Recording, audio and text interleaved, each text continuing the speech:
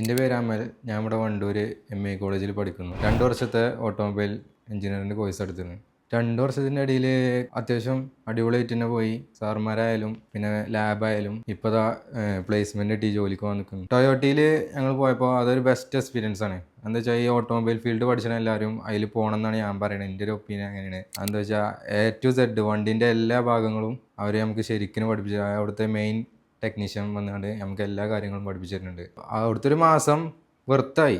Updated vehicles പറഞ്ഞാൽ നമുക്കറിയാൻ കഴിയാത്ത കുറേ കാര്യങ്ങൾ ഈ കാറിൻ്റെ അകത്ത് തന്നെ ഇപ്പോൾ ഹൈബ്രിഡ് വെഹിക്കിളായാലും അതേമാതിരി EV വെഹിക്കിളായാലും അങ്ങനെ കുറേ വെഹിക്കിളിനെ പറ്റി പുതുതായിട്ട് നമുക്ക് ആകെ അറിയണ ഡീസലും പെട്രോളും അങ്ങനെ നമ്മൾ പഴയ മോഡലാണല്ലോ BS6 അങ്ങനെ കാര്യങ്ങളൊന്നും നമുക്ക് അറിയില്ലേ.